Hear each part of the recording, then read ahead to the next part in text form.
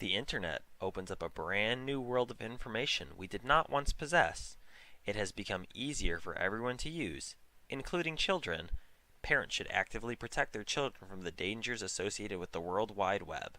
The problem is, parents are often new to the advancement in technology and do not understand the many capabilities their child has at their fingertips.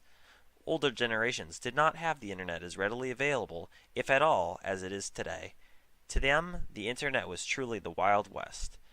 Now that things are different, this presents the rising question: what types of programs, hardware, and other safeguards exist that parents can purchase to keep their children safe online?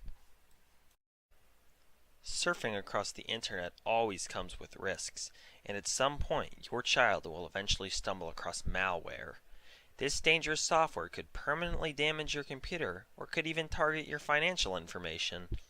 To protect against malware, one of the most recommended pieces of software for any computer system is probably some form of malware protection. Malware protection software could be any software designed to detect and destroy malicious software.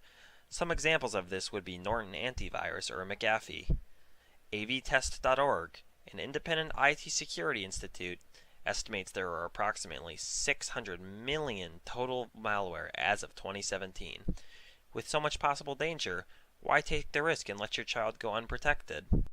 One option for parents is to download search engines for their child to use that automatically encrypts locations and IP addresses to prevent outside sources from knowing their exact location. One such program is called a Virtual Private Network, or VPN. These VPNs encrypt the lines of communication between computers and servers and prevent eavesdroppers from stealing your information. This is always a safe option when children are using a public internet source where you're unsure if bad guys are observing their activities. In addition, a system exists that focuses solely on the language shared between computers and servers rather than lines of communication. Computers use a language called HTTP, and the mode of protecting the language is called HTTPS. HTTPSs use encryption to put a figurative security blanket around the communication in order to protect you. Websites often use HTTPSs, but not always, so it's safer to download an extension that always searches with an HTTPS option.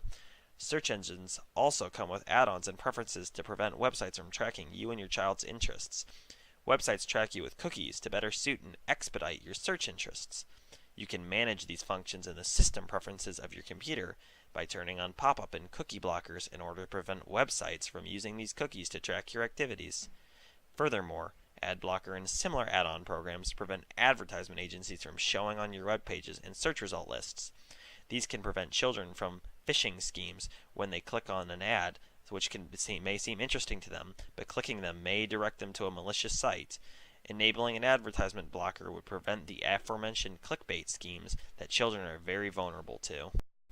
It is always recommended to go through plans of do's and don'ts for how your child should use the internet. This is also where the dangers of internet predators and scammers should be discussed. Parents should go through a protocol for when their child feels uncomfortable with something or someone they come across.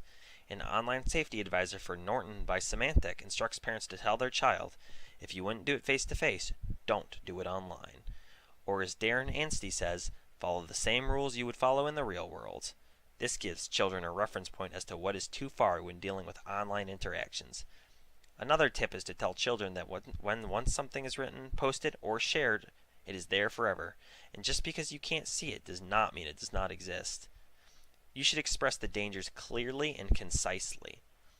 One more useful point should be to stress the importance of passwords and other information and to prevent them from being shared online.